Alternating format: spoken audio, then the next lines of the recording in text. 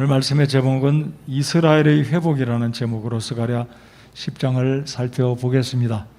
스가랴 9장에서는 지난주에 예수님께서 어린 나귀를 타시고 순나귀를 타시고 예루살렘에 겸손하게 오실 것에 대한, 즉 예수님의 초림에 대해서 말씀을 드리면서 스룹바벨의 지도하에 성전을 건축했던 이들에게 환경적으로 영적으로 어떤 큰 변화는 없었지만 낙심하고 있었을 이들에게 스가랴 선지자를 통해서 하나님은 메시아가 다시 오실 것이라는 희망의 메시지를 주고 계십니다. 이제 오늘 10장과 11장에서는 하나님께서 이스라엘을 회복시키신다는 약속의 말씀을 통해서 우리가 직접적인 이스라엘 민족은 아니지만 우리 하나님은 자비하신 주님이시라는 사실을 오늘 10장을 통해서 함께 살펴보기를 원합니다. 10장 1절 2절을 보시면 늦은 비가 내리는 때에 주께 비를 구하라. 늦은 비가 내리는 때에 주께 비를 구하라. 이 문맥 자체가 1절 자체가 좀 이상하지 않습니까? 비가 내리는 때에 비를 구하라. 자, 이 늦은 비는 이스라엘 사람들의 추수 시기, 우리가 사용하는 태양력으로 치면 3월에서 5월경이 되겠습니다. 그런데 이스라엘 사람들에게는 이 늦은 비가 8월경, 그러니까 이스라엘 사람들이 사용하는 음력으로 8월, 그러니까 이들에게 늦은 비는 우리로 치면 봄비에 해당되는데, 이 봄비는 우리가 상식적으로 생각하면 봄에 추수하지 않지 않습니까? 근데 이스라엘 사람들은 달력이 다르기 때문에 추수 때 내리는 이 비가 없으면 열매가 타들어가기 때문에 반드시 수확을 앞둔, 추수를 앞둔 이들에게 있어서 절대적으로 필요한 것은 늦은 비였습니다.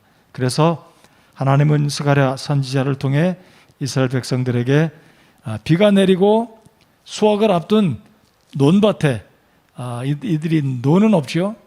목장지, 초지나 밭에 비가 내림으로 수확을 거둘 수 있도록 하나님의 자비를 구하라는 측면으로 하나님께서 스가랴를 통해 이들에게 말씀을 해주고 계십니다. 한 장을 넘겨서 그 뒤를 보시면 하나님이 빛나는 구름들을 일으키사 그들에게 소낙비를 주시고 또 모든 사람에게 들의 풀을 주시리라 라고 말씀을 합니다. 자, 우리가 엘리야 시대 때 아합 왕이 극심하게 북왕국 이스라엘에 우상을 들여와서 바알신을 섬기게 한 사건을 기억하시죠? 그래서 엘리야가 기도할 때 3년 반 비가 내리지 않았고 엘리야가 다시 기도할 때 비가 내리는 기적이 일어났습니다. 그 이유는 이 당시 이스라엘 백성들은 하나님 앞에 우상을 섬기게 되는데, 이들이 그 당시 알고 있던 것은 비를 관장하는 신은 바알신이다라고 알고 있었습니다. 그래서 바알신은 구름을 타고 다니며 비를 내려주는데, 바알이 비를 내려줄 때 비가 오는 것을 이들이 믿었기 때문에 이들이 결국 바알을 섬기고 바알에게 기도하면서 비를 구했기 때문에 엘리야가 그 사실, 하나님이 참신 되심을, 비를 주시는 하나님 되심을 입증하고자 갈멜산 꼭대기에서 바알신을 섬기는 선지자들과 엘리야가 기도의 경합을 벌였던 사건을 우리가 기억을 합니다. 자, 2절을 보시면 우상들은 헛된 것을 말하며 점치는 자들은 거짓을 보고 거짓 꿈들을 이야기하므로 그들이 헛되이 위로하나니.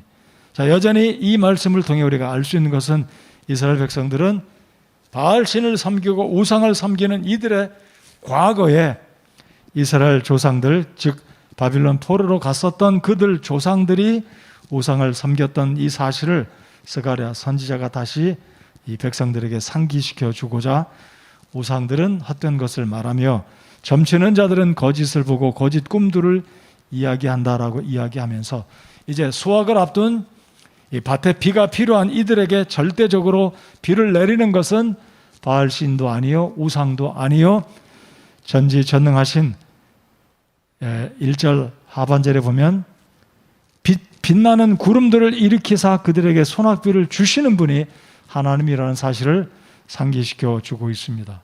그래서 오늘 이 말씀을 통해서 하나님은 이스라엘 백성들의 과거의 죄들을 상기시켜 주고 있으면서 이들에게 영적인 목자들, 이스라엘 백성들의 영적인 리더들이 제대로 세워지지 않았기 때문에 이들이 결국은 목자 없는 양떼같이 풀도 물도 없는 굶주림과 광야에 영적으로 헤매었던 모습들을 2절에서 스가랴 선지자가 상기시켜 주고 있습니다. 자, 2절 중간에 보시면 그러므로 그들이 양떼같이 자기들의 길로 가며 목자가 없어서 근심하였느니라. 자, 그러니까 이들은 우상을 숭배하고 있었을 뿐만 아니라 이스라엘 백성들의 리더들이 잘못된 목자였기 때문에 목자가 전혀 없다기보다도 에스겔서나 예레미야 선지자가 계속해서 이스라엘 백성들의 그 지도자들, 목자들에게 책망하는 것이 너희들 목자들은 양떼들에게 꼴과 물가로 인도하는 것이 아니라 양떼들의 살과 가죽만 너희들 자신을 위해서 배불리고 살찌우는 잘못된 행위를 하고 있다라고 에스겔 선지자와 예레미야 선지자가 이스라엘의 영적인 리더들을 책망하고 있었던 그 구절들이 오늘 여기 2절 하반절 3절 말씀과 연관이 있다는 사실을 우리가 알아야 하겠습니다. 그래서 이스라엘 백성들을 하나님이 보실 때 목자가 없어서 근심하는 그 모습을 바라보시는 진정한 우리의 영혼의 목자가 되시는 하나님은 마음이 아파서 괴로워하시는 심정으로 스가랴 선지자를 통해 지금 이스라엘 백성들에게 남유다 백성들에게 말씀하고 계신다라는 것입니다. 자, 그래서 하나님은 3절에 내 분노가 목자들을 향해 타오르므로 내가 염소들을 벌하였노라. 자, 여기 3절에서 언급된 이 목자들은 1절, 2절과 연관되어진 그 목자들과 또 다른 측면의 목자들이라는 것을 우리가 기억해야 할 것입니다. 3절에 내 분노가 목자들을 향해 타오르므로 내가 염소들을 벌하였노라. 여러분 마태복음 24장에 보면 염소와 양의 심판, 구원받은 의로운 자들은 오른편에 구원받지 못한 염소들은 왼편에라는 그 비유의 말씀이 언급된 것처럼 이게 3절에 내 분노가 목자들을 향해 타오르므로 여기서 말하는 이 목자들은 이스라엘 백성들, 즉 하나님의 선민을 압제하고 힘들게 했었던 이방인들의 지도자들을 가리켜서 목자라고 말씀을 합니다. 그래서 이게 목자들을 내가 염소들을 벌하였노라 라고 말씀을 하십니다. 만군의 주가 자신의 양떼 곧 유다의 집을 돌아보았으며 그들을 전쟁에 쓰는 자신의 훌륭한 말같이 되게 하였노라. 그래서 이 10장에서는 하나님께서 남유다와 북왕국 이스라엘을 회복시키실 것을 말씀하시면서 동시에 하나님의 선민을 힘들게 하고 압제했고 공격했던 지난번 10장에서 살펴보았던 수리아 또는 시리아 또는 아람, 아수르, 바빌론 이 열방의 나라들을 하나님께서 심판하시는 모습을 10장에서도 우리가 살펴보았습니다.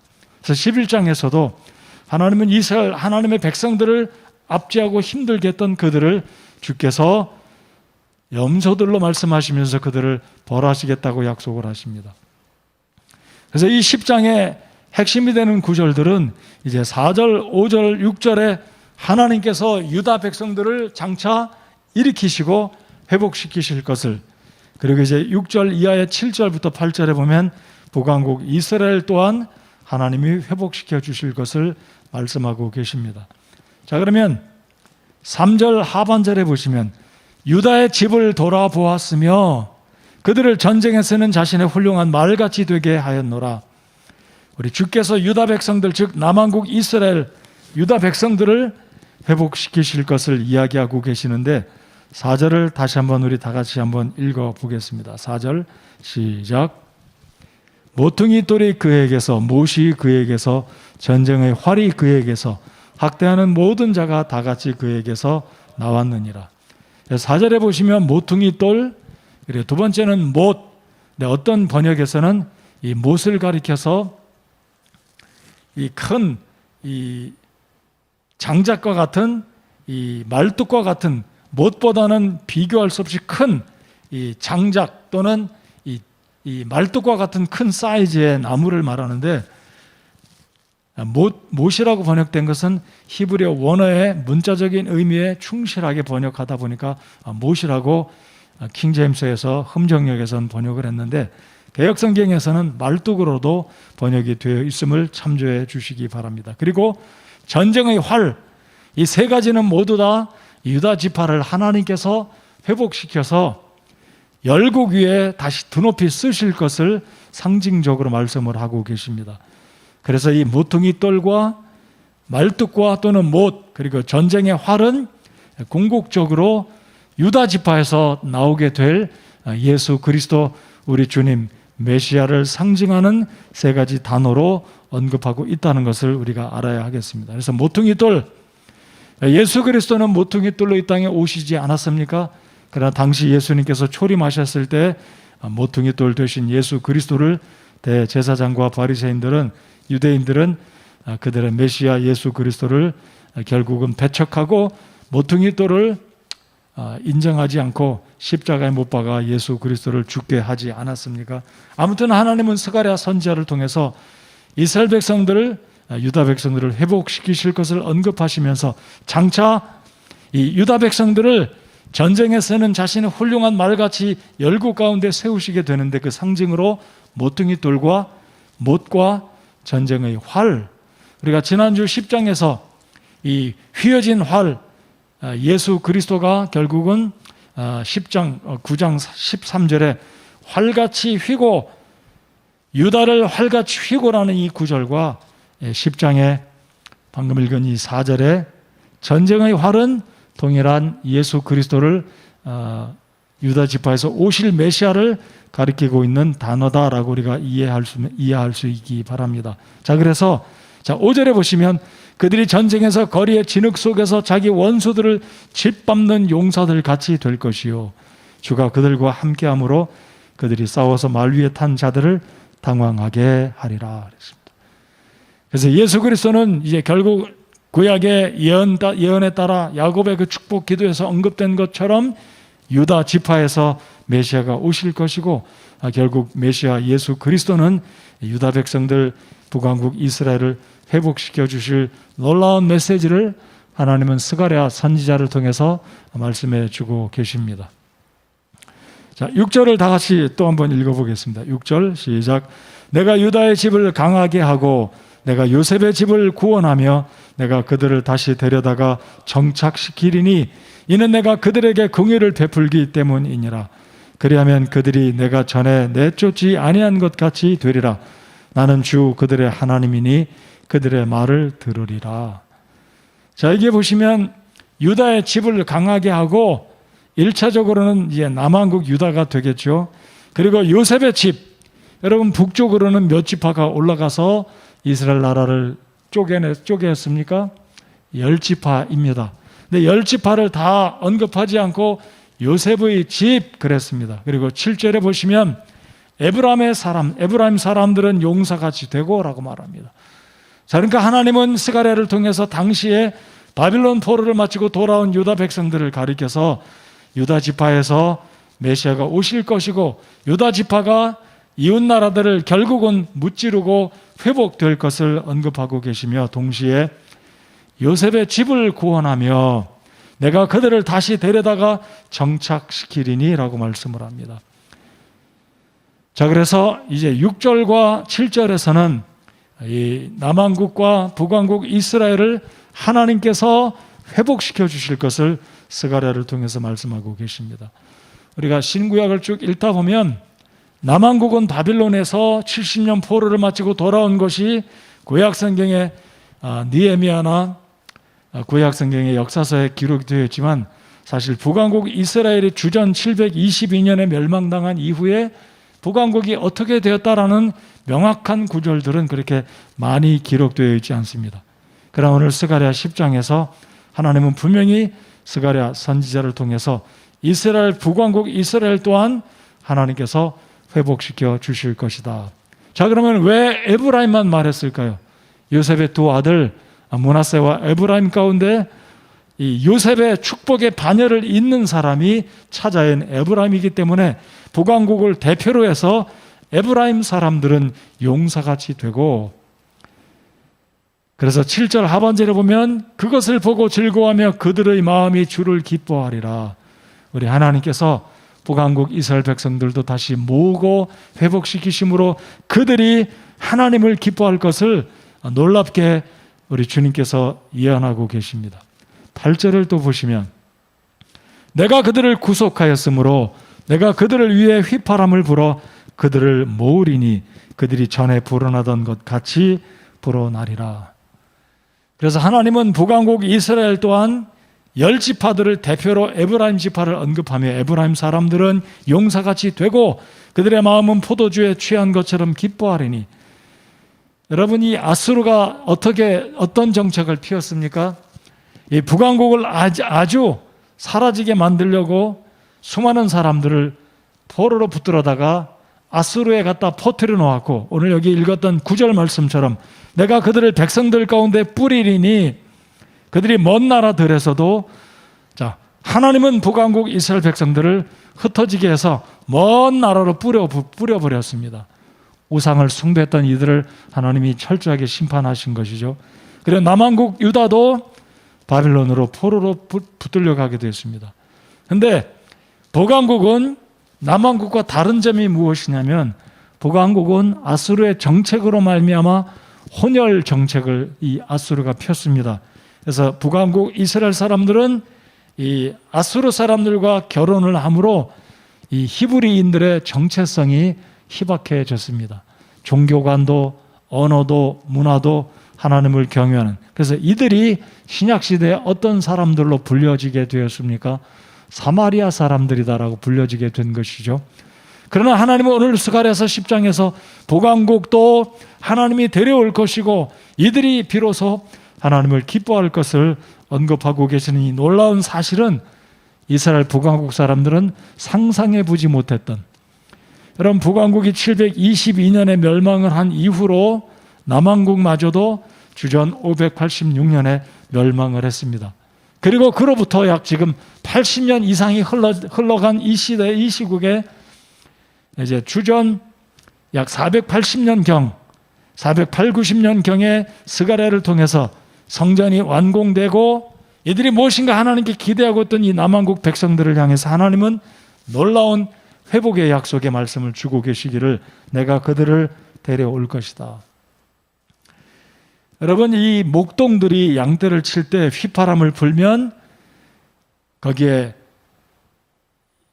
아마 목동들을 돕는 개들이 돕는다든지 아니면 이 리더가 되는 양, 제일 나이가 든 양은 목동의 휘파람 소리를 듣고 이 목동의 지시를 따라 방향을 바꾸게 되는데, 여기서 하나님은 당신의 백성들의 목자가 되시는 의미로서 휘파람을 불어 그들을 모으겠다. 이것은 목자의 용어이죠. 그래서 하나님은 온 세상에 흩어져 있던 이스라엘 백성들을 불러 모을 것이고 그들의 인구적인 측면에서도 그들이 전에 불어나던 것 같이 불어나리라 그랬습니다. 9절을 다 같이 한번 읽겠습니다. 9절 시작. 내가 그들을 백성들 가운데 뿌리리니 그들이 먼 나라들에서도 나를 기억하고 자기 자녀들과 함께 살다가 다시 돌아오리라.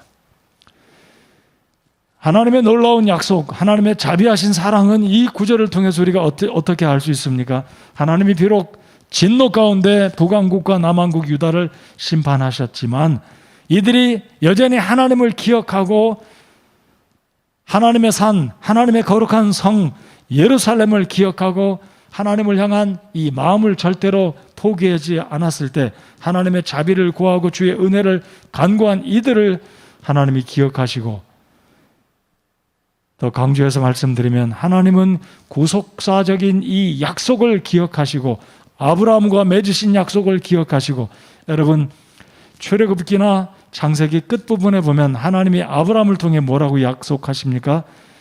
너희가 이집트에 내려가서 430년을 거한 후에 너희들이 돌아올 것이다 라는 예언의 말씀을 하나님께서 아브라함을 통해서 들려주시지 않았습니까?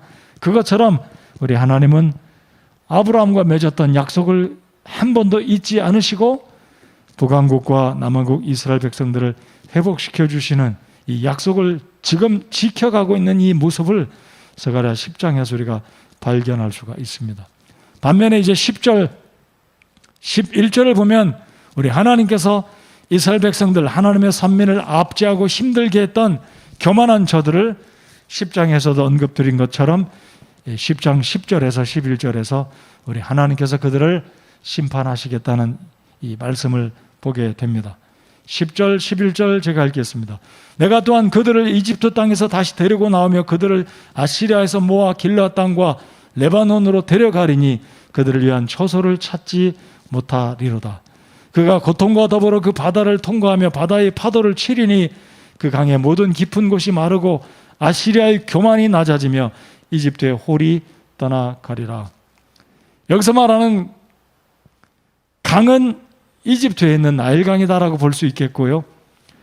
아시리아의 교만이 아수르와 그리고 이 이스라엘 백성들, 하나님의 백성들을 압제했던 이들을 하나님께서 결국은 다루시고 심판하시며 반면에 남왕국 유다와 이스라엘 북왕국을 우리 하나님께서 회복시켜 주시겠다라는 이 약속의 말씀이 이들에게 있어서 어떤 의미로 다가왔을지 우리가 한번 상상을 해 보시기 바랍니다. 이들이 어찌 북왕국, 남왕국 사람들이 어찌 북왕국에 멸망한 이후로 어떻게 이런 약속들이 실현이 될 수 있을까? 어떻게 이것이 현실이 될 수 있을까? 상상을 못했지만 하나님은 스가랴 선지자를 통해서 남왕국 유다는 회복될 뿐만 아니라 북왕국 이스라엘도 하나님께서 멀리서 흩어놓았지만 그들을 다 데려올 것이다. 그들이 먼 나라들에서도 나를 기억하고 자기 자녀들과 함께 살다가 다시 돌아오리라. 이것은 큰 차원에서 본다면 지금도 이스라엘 백성들 홀로코스트, 유대인들은 온 세상에 지금도 예루살렘으로 계속해서 돌아가고 있습니다.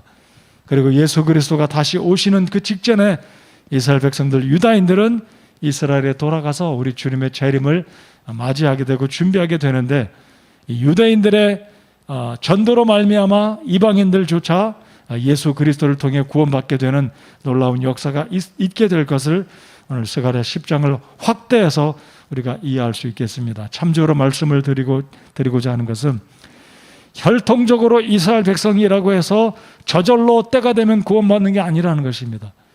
이스라엘 백성 개개인들이 예수 그리스도를 구주로 영접할 때만이 그들이 하나님의 백성이 되어서 천년왕국에 들어가 하나님의 예비하신 복을 받게 된다는 것.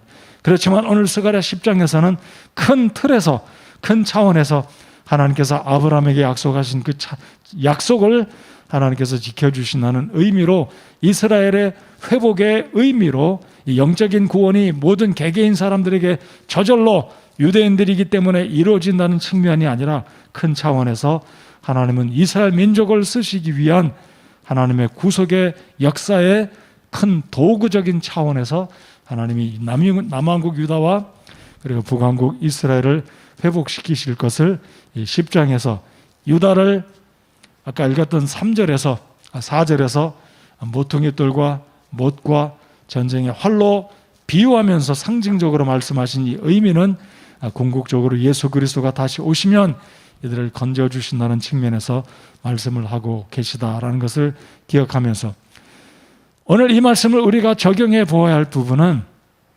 하나님은 신실하시며 자비하시고 약속하신 것은 절대로 변개치 않으시고 하나님이 약속하신 것은 그대로 때가 되면 반드시 이루시는 신실하신 하나님이시자 전능하신 하나님이라는 사실을 오늘 스가랴 10장을 통해서 교훈을 받는 우리가 되어야 하겠습니다. 열왕기상 8장을 한번 다 같이 열어보겠습니다. 구약성경 열왕기상 8장 46절로 51절까지 함께 읽어보기 원합니다.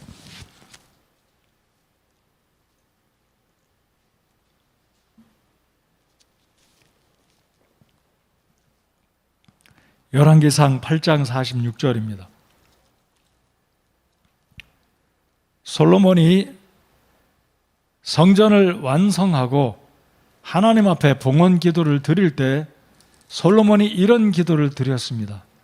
바로 그 부분이 저희들이 함께 읽기 원하는 8장 46절에서 51절까지 몇 구절을 함께 읽어보겠습니다. 그래서 솔로몬이 성전을 봉헌한 후에 하나님께 감사 예배를 드리며 감사 제사를 드리고 기도를 드리는 장면이 22절부터입니다. 다 읽지는 않겠고 46절에서 51절까지 함께 읽겠습니다. 다 찾으셨으면 목소리 맞춰서 46절부터 함께 읽겠습니다. 시작. 죄를 짓지 않는 사람이 없사오니 만일 그들이 주께 죄를 지음으로 주께서 그들에게 분노하사 그들을 그 원수에게 넘겨주심에 그들이 그들을 포로로 사로잡아 멀든지 가깝든지 원수의 땅으로 끌고 갔을 경우 그럼에도 그들이 자기들이 포로로 사로잡혀간 땅에서 스스로 깨닫고 자기들을 포로로 사로잡아간 자들의 땅에서 회개하며 주께 간구하여 말하기를 우리가 죄를 짓고 그릇되게 행하였으므로 악한 일을 행하였나이다 하고 또 그와 같이 자기들을 포로로 사로잡아간 자기 원수들의 땅에서 마음을 다하고 혼을 다해 주께로 돌아와 주께서 자기 조상들에게 주신 자기들의 땅을 향하여 곧 주께서 택하신 도시와 내가 주의 이름을 위해 건축한 집을 향하여 주께 기도하거든 그때 주께서는 하늘 곧 주의 거처에서 그들의 기도와 간구를 들으시고 그들의 사정을 돌아보아 주께 죄를 지은 주의 백성을 용서하시며 그들이 주께 범법하며 행한 그들의 모든 범법을 용서하시고 또 그들을 포로로 사로잡아간 자들 앞에서 그들을 불쌍히 여기사 그들이 그들을 불쌍히 여기게 하옵소서. 그들은 주께서 쇠의 용광로 한가운데서 고지 이집트에서 데리고 나오신 주의 백성이며 주의 상속 재산이니이다. 여러분, 솔로몬이 어찌 앞으로 일어날 남유다 북왕국의 멸망을 어찌 알았기에 먼 곳에 끌려 잡혀가 포로로 된 땅에서 하나님을 향해 기도하고 예루살렘을 향해 기도하고 하나님의 성전을 향해 기도하면 하나님 그들의 기도를 들어주십시오라고 하나님께 기도했겠습니까? 이 열왕기상을 기록한 저자는 성령의 감동을 입고 말씀을 기록했기 때문에 바로 이스라엘의 과거와 현재와 미래의 모든 일도 알고 계시는 하나님의 성령께서 이 말씀을 기록하게 하셨다라고 믿습니다. 그래서 솔로몬이 하나님께 봉헌 기도를 드리는 것처럼 바빌론에서 하나님께서 자신의 백성들이 회개하고 주의 은혜를 구할 때 그들의 죄를 용서하시고 그들을 불쌍히 여기시고 포로에서 데려다가 예루살렘으로 돌아오게 하시기를 구한 이 기도가 응답되었다는 사실. 그래서 스가랴 10장을 통해 하나님은 이 백성들이 북왕국 이스라엘 백성이든 남왕국 유다 백성이든 하나님께 솔로몬의 이 봉헌 기도를 기억하며 하나님 앞에 들었던 모세의 언약의 말씀들, 그 약속들을 기억한 이들이 하나님께 기도했을 때 하나님은 그들의 기도를 들으시고 이들을 회복시켜 주고 계신다는 하나님의 신실한 약속들이 이 스가랴 10장에 실제로 이루어지고 있었다는 것. 그리고 우리는 이스라엘의 역사를 통해서 실제로 보았습니다. 그리고 지금도 홀로코스트 유대인들은 계속해서 예루살렘으로 돌아가고 있습니다. 그래서 우리 하나님은 얼마나 당신의 백성들을 불쌍히 여기시고 약속을 지키시는 신실하신 하나님이신가, 이 약속의 말씀을 우리 개개인들에게 적용해서 우리가 살아가는 이 어려운 때 하나님은 우리가 회개하고 하나님의 자비와 용서를 구할 때 하나님은 우리의 기도를 외면치 않으시고 하나님의 백성들의 그 기도를 들으신다. 회개하는 자들은 하나님이 어떤 잘못과 어떤 허물과 연약함이 있을지라도 하나님을 향해 회개하고 주 앞에 돌아오면 주님은 그들을 받으시고 영접하시고 우리들을 죄 가운데 구원하시고 하나님의 이미 자녀가 된 우리들에게 있어서는 회복의 은혜가 주어진다라는 사실을 오늘 스가랴 10장을 통해서 확신할 수 있기 바랍니다. 그래서 하나님은 이 스가랴를 통해 남왕국 유다 백성들만 회복시키신다는 약속이 아니라 북왕국 이스라엘도 동일하게 회복의 은총 이들을 불러 모아서 이전처럼 불어나던 것 같이 불어나겠다는 이 약속의 말씀을 스가랴를 통해서 어려운 때를 살아가고 있던 유다 백성들에게 위로와 격려의 말씀을 주고 계십니다. 그러므로 오늘 이 저녁에 우리가 비대면 예배를 드리면서 우리가 참으로 어려운 때, 경제적으로 어렵고 또 육신적인 건강의 문제로 어려움을 겪고 다양한 이 세상을 살아가면서 어려움을 맞고 있지만 우리 하나님은 회개하는 자에게 절대로 신실하시며 약속을 변개치 않으시는 놀라운 자비하신, 그러면서도 신실하시고 전능하신 하나님이 저와 여러분의 아버지가 되신다는 이 확실한 확신을 가지고 주님을 향해 섬겨나가는 저와 여러분 모두가 되시기 바랍니다. 이 시간 자리에서 일어나서 함께 찬송하겠습니다.